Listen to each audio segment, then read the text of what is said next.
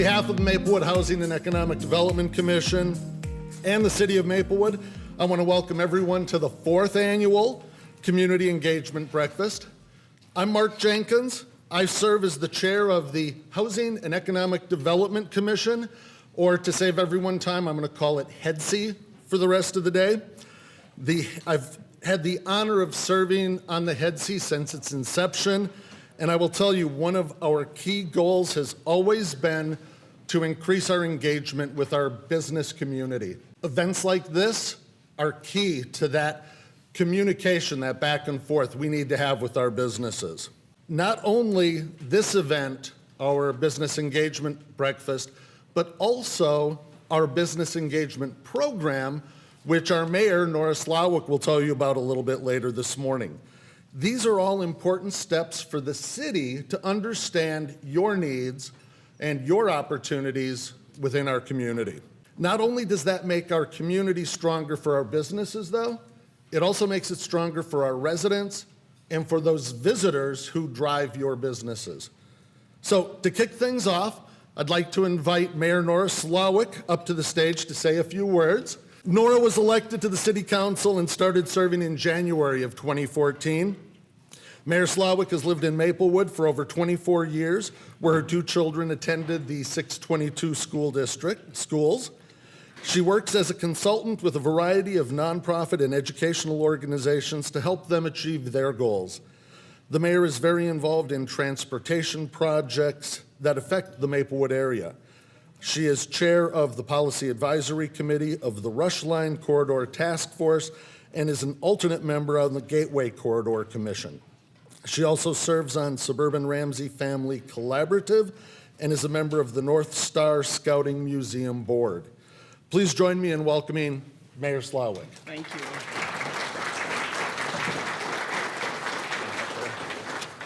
Well, thank you, Mark. We are so glad you are all here today for our 2018 Community Engagement Breakfast. We know you are very busy, so thank you for taking time out of your schedule to be with us today. Mark, I always think of my job description as kind of 25% cheerleader, 25% policymaker, 50% complaint taker. How's that? But it gets things done, right? And then I get to pass the complaints on to our city manager, so that works okay. But first I want to talk a little bit about our Gladstone area, and if you don't know, that's basically Frost and English. And after many years of planning construction, we're getting ready to do our final phase of that. So we did 61 to a third of that. We finished that. Then we finished up to Frost and English where we did the roundabout. Now we're finally going to do the last part. And what we're looking at is also making it more pedestrian and bike friendly. So I think it's going to be really exciting to have that done. It also will go a long way in treating stormwater runoff going into Wakefield Lake, because there's some issues about that. So we're going to fix that at the same time that we fix the roads. So our council will be reviewing the plan in the next coming months, and if approved, we'll break ground in the spring for that. So I think that'll be very exciting. The city also continues repurposing properties in that area to fit modern uses. Now, one example is Frost English Village. Sherman and Associates recently opened the latest development at Frost English Silver, which is a really terrific 107 units market rate complex for folks 55 years and older. So I know Council Member Abrams was there and she said, I think about moving into here. If you haven't seen it or you know anybody that's older than 55 looking for a place, it's terrific. There's everything from a pool to a coffee bar to a salon. It's just a really terrific development and we're really pleased to have them here. And this is an investment that will help aging community members stay in a familiar setting. And again, I hope you'll stop by and see it. Now, close to that area, you may have noticed the improvements at Wakefield Park. Has anybody seen the construction happening, right? So we're putting in a new community building there. When you think about it, we kind of have the community center, which now is run by the YMCA, and I know our YMCA director is out there, Kristen.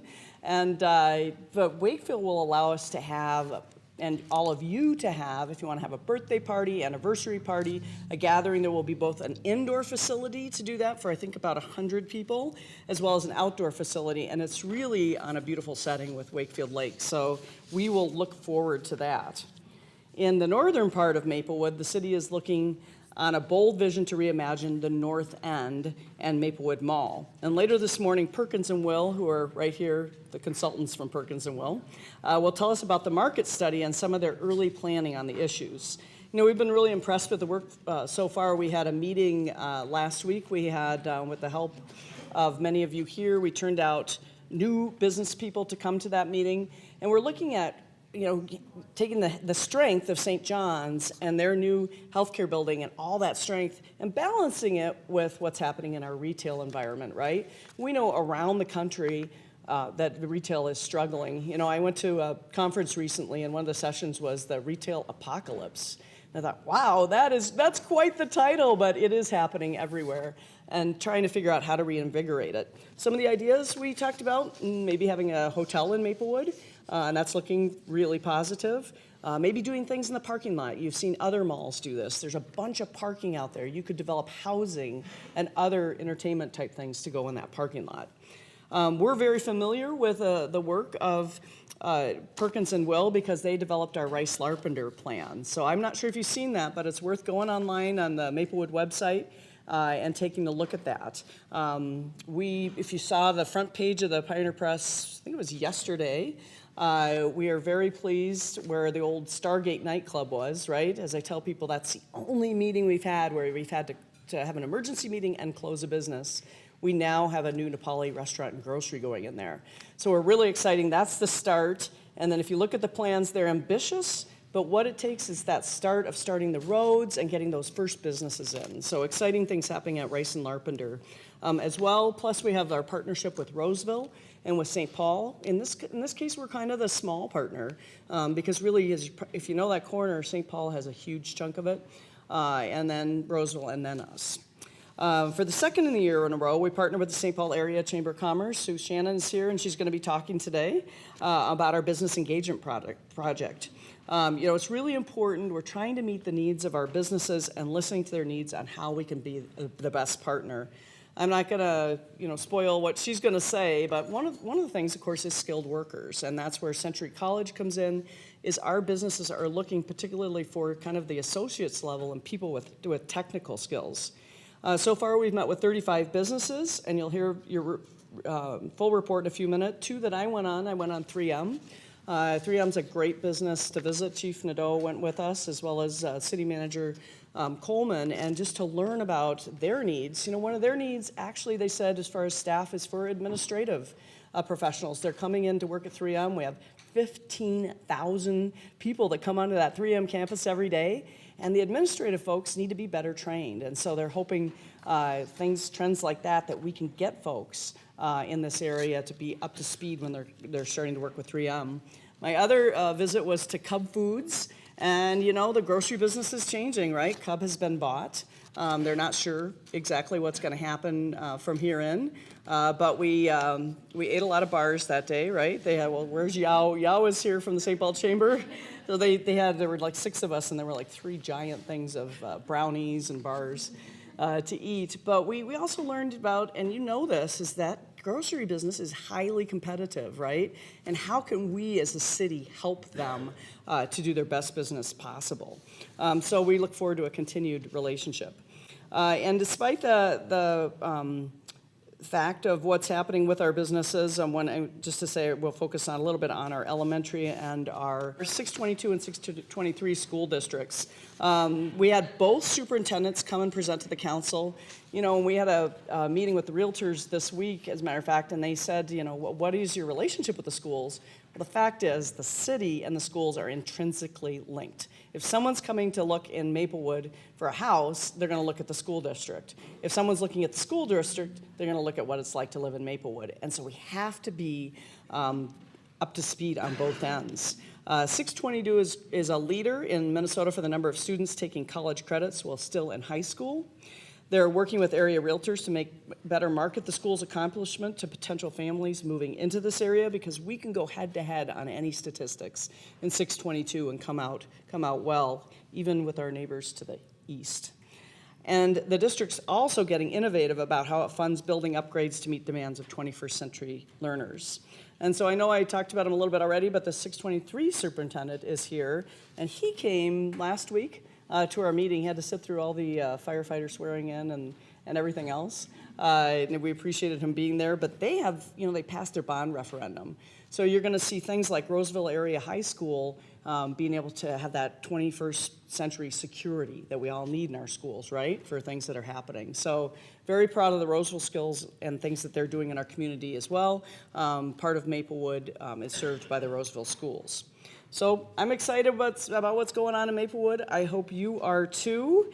And all of our key sectors, education, businesses, nonprofits, we're working collaboratively towards building a sustainable 21st century community with a variety of choices to live, work, and raise a family.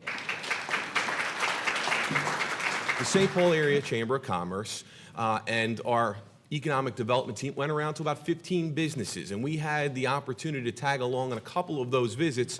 And so here's a video of what preview of what we hope to show you. We are a research, design, and development firm. The company is Modern Catheter Technologies, and we've been in business a little over 5 years. Our business serves seniors in our community. We do in-home senior care.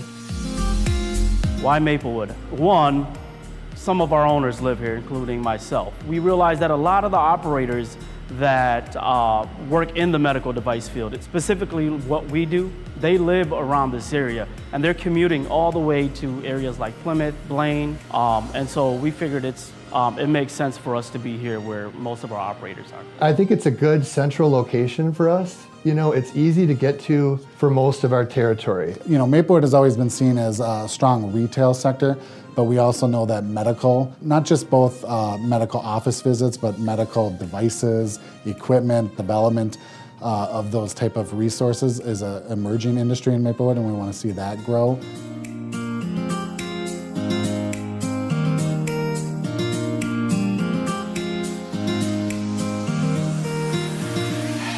I think it's fantastic that the city has started to reach out to work with us. Being able to hear, what our challenges are and what our business is, I would imagine that could only benefit us. Most of our communication is in a reactive mode. Here's a project, what are your thoughts? But if we already have an established relationship with a business, with a manager, someone on site, well then we can kind of get to the point and have a better, more effective conversation right away about a difficult issue.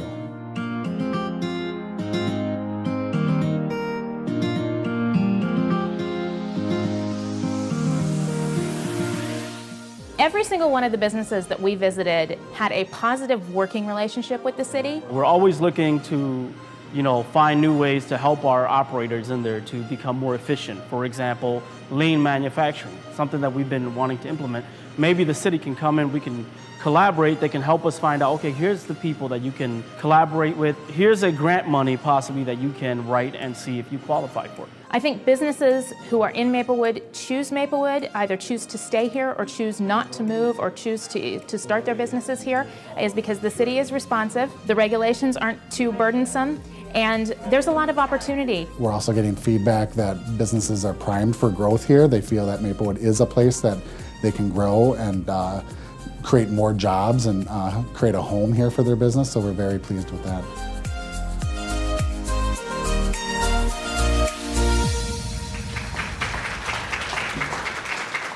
So, as you've seen, one of the most effective ways we can build our business community is through communications. Thank you, Joe, for heading up our city's efforts in doing that. Another way is to make sure that we engage with our business community in our long-term planning. We're going to start with Shannon Watson and Yao Yang from the St. Paul Area Chamber of Commerce. They're here to walk us through the results and the themes that were discovered in this year's business engagement program. Now, this is the second year that Maplewood has conducted our business engagement program in cooperation with the St. Paul Area Chamber of Commerce, and we truly value the conversations we get to have with our business community. After we hear from Shannon and Yao, Jay Dema and John Slack from Perkins & Will share an exercise with us, supporting the city's visioning process in the North End. Maplewood's North End is home to Maplewood Mall, St. John's Hospital, and is also slated for 2 stops along the Rush Corridor line. So I'm going to start by introducing Shannon Watson. Shannon is the Director of Public Affairs for the St. Paul Area Chamber of Commerce, where she oversees government relations, public policy, and strategic communications work on behalf of its 1,200 member companies and organizations. Prior to working with the Chamber, Shannon worked for U.S. Bank, the Minnesota Senate, and the National Conference of State Legislatures. Shannon has over 20 years of experience in the political arena, working on local and statewide races on both sides of the aisle in Kansas, Colorado, and Minnesota. She has a bachelor's degree in English, theater, and psychology from Wichita State University and a master's in advocacy and political leadership from the University of Minnesota Duluth. Yao joined the St. Paul Area Chamber of Commerce in March as a public affairs specialist. Yao coordinated contacts and schedules for the Maplewood business engagement visits. Prior to the Chamber, Yao ran economic development programs to help Hmong farmers build equitable wealth in the Twin Cities. She has a bachelor's degree in environmental studies from the College of St. Benedict and St. John's University. Shannon and Yao, it's all yours. Okay, so thank you for inviting us to join you this morning. We're going to make this as interesting as possible. We know it's a little early. We are really pleased to be here to report on this work. We take this partnership very seriously, and we enjoy doing the work quite a bit. As you may know, the St. Paul Area Chamber has been a business advocate in the region for more than 150 years. We take pride in our relationships all across the East Metro, and Maplewood is a big part of that. Opportunities to learn and partner and grow are an important part of our mission, which is why we host over 125 events per year. And advocacy for business in our communities is the reason Chamber exists, and we do that by harnessing the power of 1,200 plus members, which represents about 330,000 employees across the region. Business retention, expansion, and attraction is important because retaining current business base is always easier than recruiting new. If your current businesses stay and grow, they become a stabilizing factor for your city. Stable tax base, stable jobs. But then they can also bring other related or complementary businesses in as well by being a demonstrated success. Goals laid out by the city when we started this program are listed on the PowerPoint, and I think we're making good progress on these goals. As you can see, the BRE team has many bodies, so coordinating this was a challenge. A bulk of the time was doing this, scheduling visits. We had to make sure that everybody can be able to participate, but in a way that we didn't want to overwhelm the business. So we limited to, at the most, 6 people per visit, and on average we had 5. We really appreciate all the participants that came, so I want to thank you all that took your time out of your day to come do these hour visits. So we started the work with an analysis of the entire Maplewood business community, and we came up with a list of about 800 businesses in Maplewood. We narrowed down the list by focusing on key industries, but more importantly, key industries and business clusters within Maplewood. Healthcare is a major sector here, so we visited a home health care, mental health clinic, the hospital, and a medical device manufacturer. All of these related businesses are complementary to each other. They help with supply chain, they help with workforce. They show that you're sort of a cluster in Maplewood. And then we looked at trends and opportunities when targeting other businesses. Mayor Solik mentioned the changing face of retail, the Amazon effect, even affecting the grocery business. And people don't always go to the grocery store anymore. Now you can have your stuff delivered to you. So we went to Cub. Childcare is often an auxiliary part of the conversation when we're talking about workforce, but we visited a child care center to put that piece of the puzzle as the subject. Small family-owned businesses are a huge part of the Maplewood economy, so we went to an HVAC company, an exercise franchise, a restaurant. Those are all extremely important to both Maplewood's economy and Maplewood's quality of life, and they all have their own challenges. Because we're St. Paul Chamber of Commerce that is part of our natural thing to do is have relationships with businesses. It comes really natural. And last year, we also did the visits.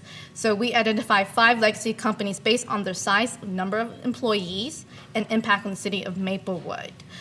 These 5 legacy represents nonprofit, education, manufacturer, major retail, and attraction.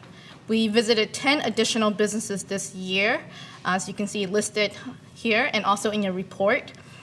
We contacted 20 total, and we ended up with 10. And these businesses represent from grocery stores, retail shops, auto dealers, medical supply, and labor union, the ones that we all reached out to. So the themes that emerged as we collected a lot of this feedback during the businesses, these were the top ones. Workforce challenge, the major issue. That was hands down. I mean, that was what's your biggest challenge? Workforce. I mean, that was an easy answer for all of these businesses. The companies in Maplewood are well positioned in planning for growth. They just need those workers. Strong relationships and support for public safety. Your police department is your best and most often utilized city ambassador. So congratulations to the police department. And then businesses don't necessarily know what they don't know about the city. They're so busy running their business that they don't always have time to proactively go out and get information. So one of the things that we recommend is that Joe and the communications department in the city be more proactive, and they're already working on that as he talked about. All of our visits, we did follow up the businesses with surveys, and they are the same surveys from last year because we want to keep the consistent answers, questions, and also qualitative data. We have 13 total responses out of our 15 visits. They have data from last year's data and this year's data, so if you look, you can compare and see the differences. So some of the major analysis that we found were businesses had more stable sales, which is great. Employee numbers stay relatively steady. No decreases from any of the businesses that we visited.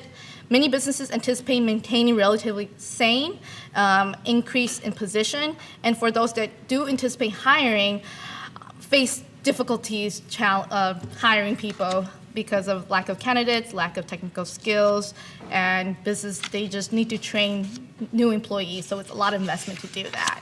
There are opportunity for improved transit access, which a lot of you guys are aware of, and I'm sure they'll be presenting later on. Businesses rated education very well, positively, so that's great, good job. And they also rated access to capital from local government or nonprofits much higher than last year. So we grouped our recommendations coming out with all of this data, both what we collected from the visits and collected from the survey. And we grouped them into 2 categories. One is initiatives that the city can take on, and then the other is relationships. You all know relationships are huge. That's what makes the world go round. So the first one, going along with that workforce theme, is continuing building with relationships with one or several community and technical college. So Century College is a best example of that.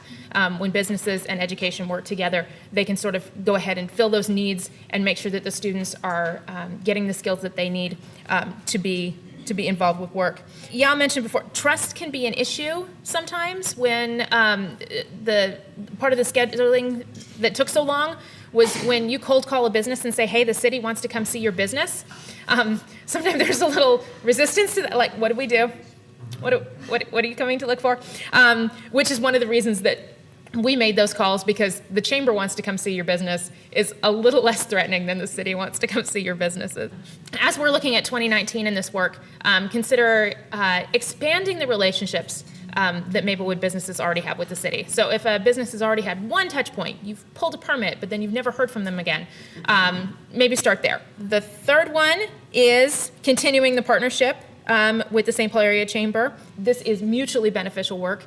We really enjoy doing it, and we enjoy our partnership with Maplewood. And then continue engaging on efforts to advance transit in Maplewood. Communications Department exploring proactive ways to connect with businesses, like we mentioned. Maplewood Business Council meets 3 or 4 times a year. It's a good way to keep the business community sort of abreast of what's going on in the city, and then also build those relationships both between the city and businesses, but businesses with each other. So we are recommending, we're going from a quarterly meeting to 6 or 8 meetings, just to keep that momentum going, but also to give businesses less of a gap if they have to miss one. So in summary, one of the things that's really important to remember, this is ongoing work. It takes a long time. It's not something that, hey, look, we completed this, we did it, woohoo, it's done. Our relationships are great, because this is an ongoing process. Relationship development helps the actual delivery of city services and figuring out what services businesses need, but also the perception of how hard or easy it is to do business in Maplewood. Perception is enormous. Current business owners in the employer community can be your greatest ambassadors or your most vocal critics. And for the ones who are critics, that's okay. If you have a business that is coming to you and saying, I have a problem, hence half of your job, when people come and say, I have a problem, that's good because they are at least talking to you. They are not just packing up their shop and moving out of Maplewood. So that is actually an indicator of success when you spend half of your time collecting those things. So, and we thank you for your time this morning.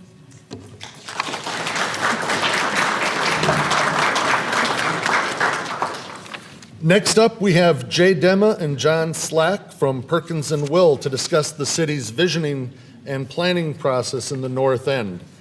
Jay Dema is a senior planner with Perkins & Will based in their Minneapolis studio. Jay is a member of the American Institute of Certified Planners and has over 20 years of experience in land use planning and economic analysis.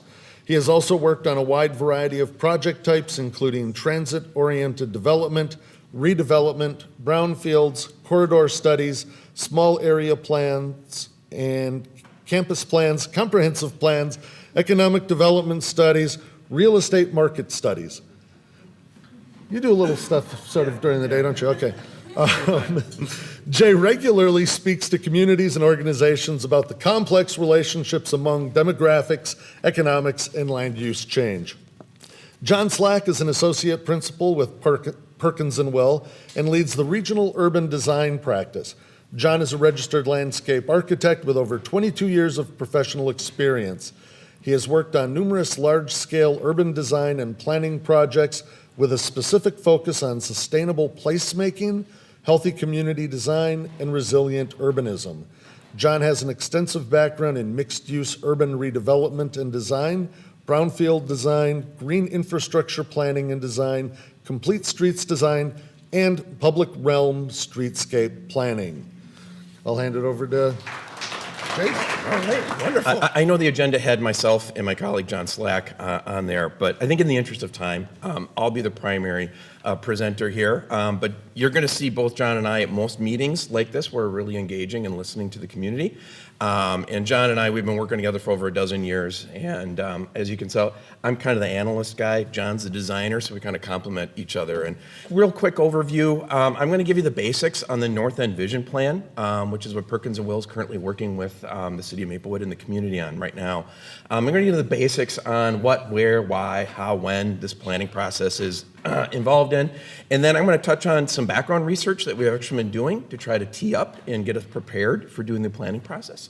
Just to kind of give you, what exactly is the North End Vision Plan? Well, basically, it's a shared community vision. And it tries to address short and long-term opportunities for new development, new or improved connections between land uses, such as transit investments, new developments, new or improved public spaces, and priorities for new investment. So we're really kind of basing, okay, what can this place to be? And it struck me by the great work that the Chamber was doing in talking about all the business retention and attraction. And I can't help but think of how important the North End area is as an activity center and how important that is in just attracting and retaining your businesses. So it's important that we're looking at that. But also what's really important about a planning process is, it brings people together to create positive change. So this is a great opportunity to do that. And it identifies folks within the community who are local champions who are going to really carry this forward. The vision gets created over about a 6-month process, but it's going to take years and years and years to implement. So we really need those folks on board to understand what that ultimate vision is. All right, let's talk a little bit about where is it. Okay, the north end. Well, hopefully you can see the yellow here on the map outlines just a very general district, which includes the mall, Maplewood Mall, and the St. John's Hospital.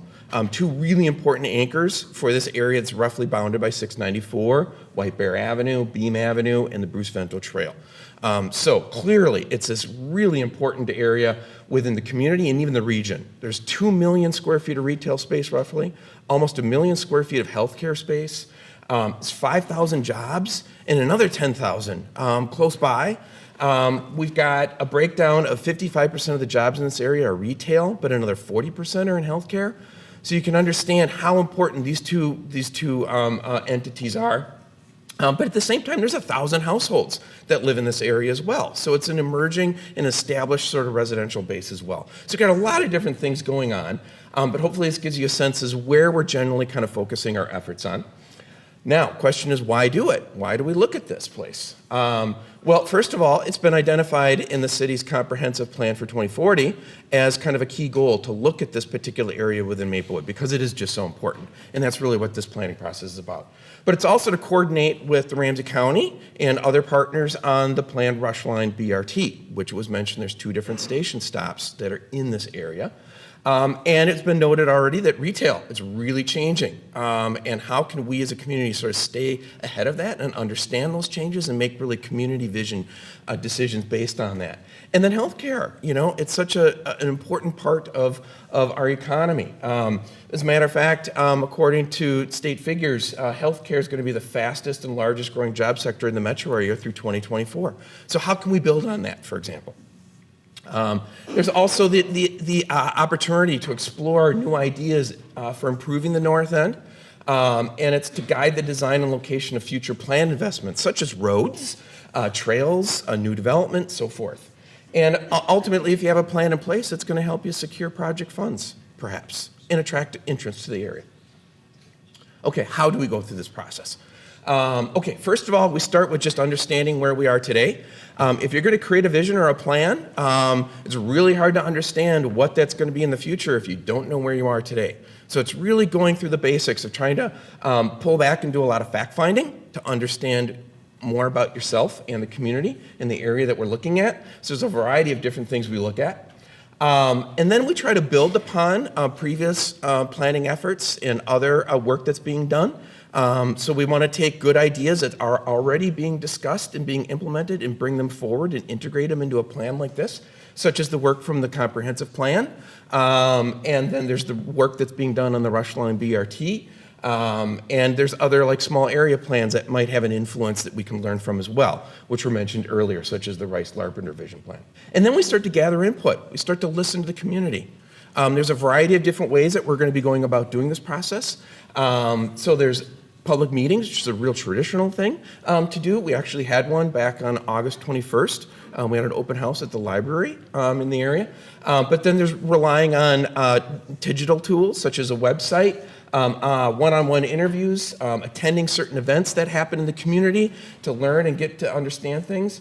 And then doing other strategic tactics as necessary.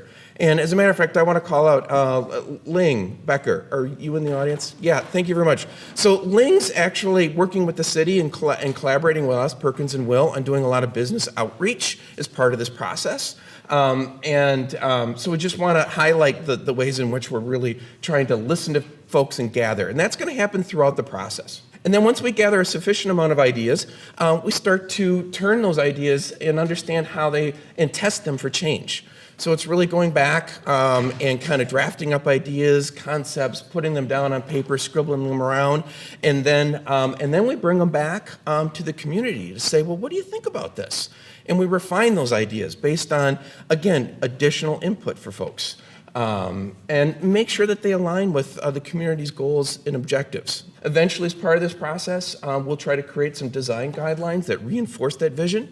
So as change happens in this district, we've got a really clear, distinct set of things that we can really base and guide that change on. Ultimately, when the vision's done, we got to roll up our sleeves and we got to get to work.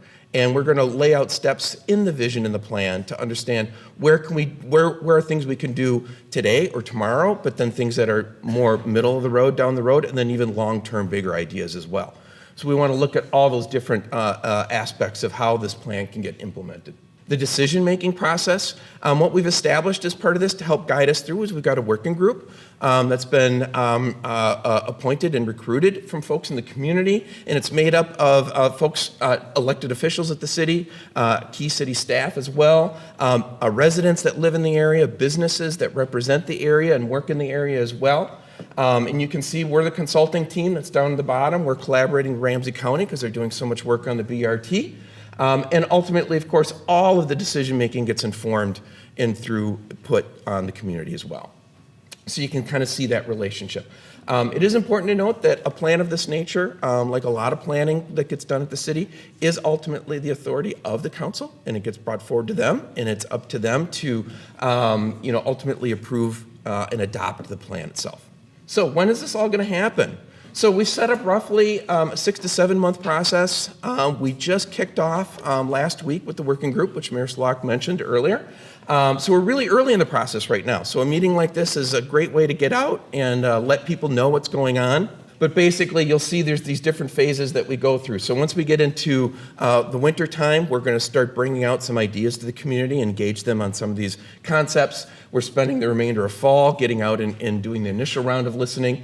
And then come April and May into springtime, that's when the plan document itself is going to get more wrapped up, and we're going to actually figure out, okay, how does this thing get implemented? But I'm going to say that the project website, it's going to have all the project information associated with it. There's going to be meeting notices, there's meeting agendas, meeting packets, and there is a link to an interactive feedback site on there, so that if you want to actually comment on any particular things that's going on in the process, there's a way to gather those comments from folks as well. All right, I'm going to take a couple minutes here to go over some of the background research that we've been doing on this. And as sort of a business community, hopefully this is something you'll find kind of interest.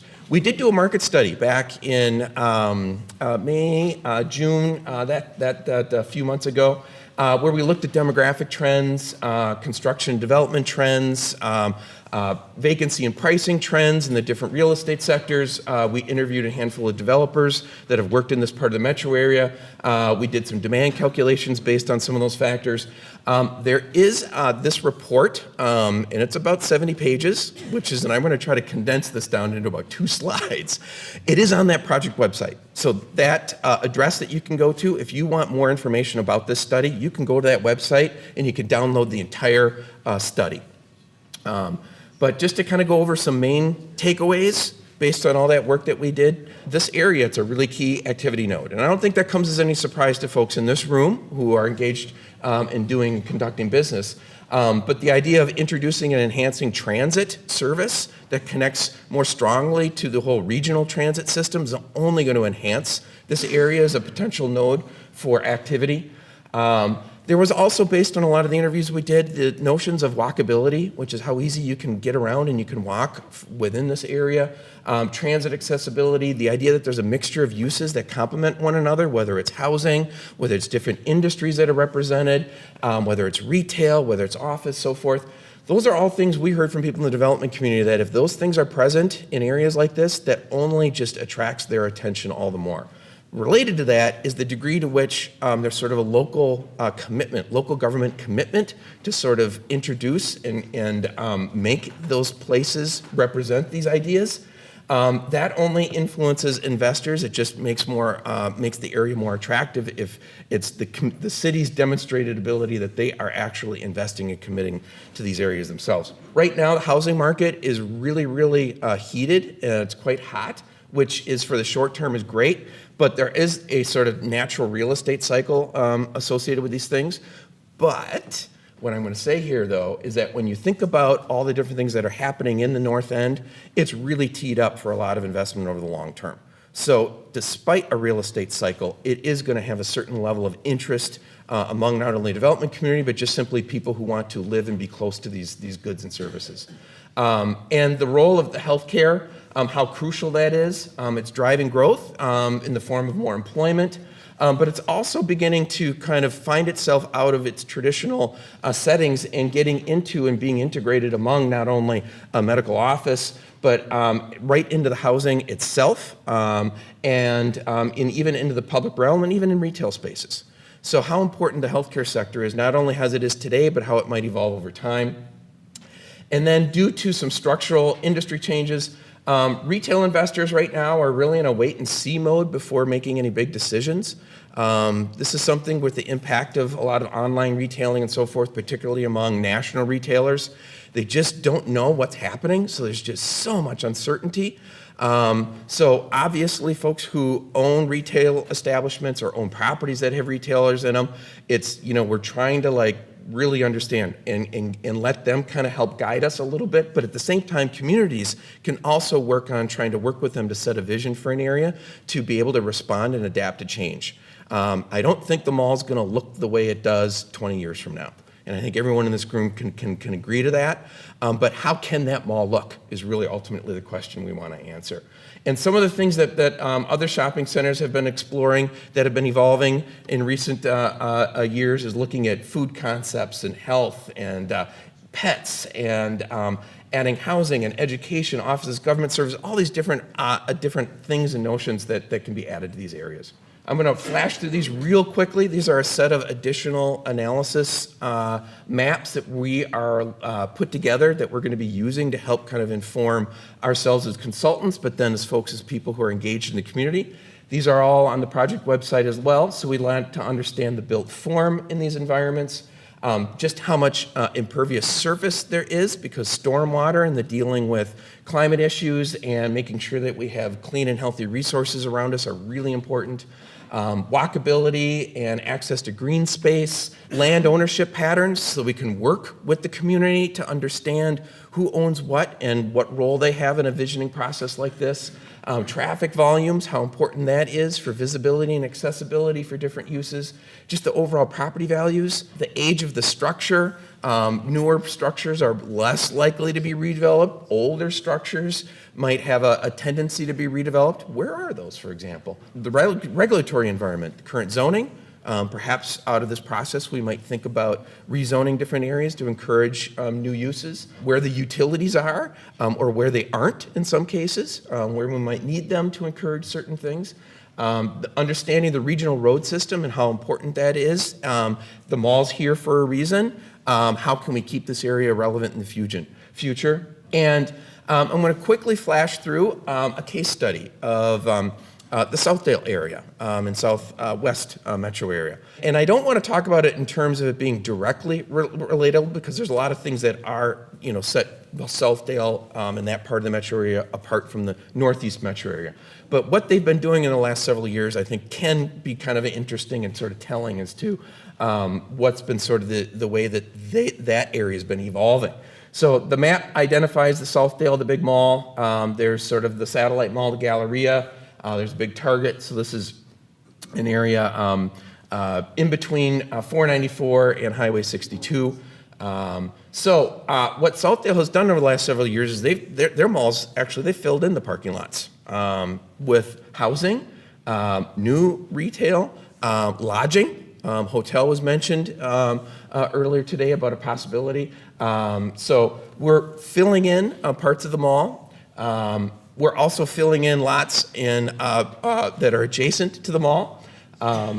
There are investments that the city has committed to in recent years, improving pedestrian crossings around France Avenue, which is an 8-lane roadway. There's also introducing a pedestrian promenade that connects the mall to some of the other city's key sort of amenities within the city, just south of this area. There's also introducing safer transportation and roadway patterns in the forms of small roundabouts in lower traffic streets, for example. And there's just been a really remarkable amount of housing that's actually been introduced in this area in the last 5 to 6 years. So we just start to see this area evolve. And government services, which have been historically several blocks from the mall, have actually been moved up into the mall. So we're thinking of new types of uses in the mall. And then when you get that whole sum together, that's quite an extensive array of change and just that's been happening in that area. So just to give us a sample of what's been happening in other areas. Again, remind you the website. It's a great way to stay involved in the project. We will be having other community meetings like this. You can, if you want to attend in person, we'll be informing you of that. And we do want to hear your feedback. We really do. The business community is important. All right, so thank you, Jay. Thank you again for everything you do for the city of Maplewood, what you do for our residents, our visitors, and coming together and helping us help you. Have a fantastic day, and oh my gosh, we're actually on time. Thank you.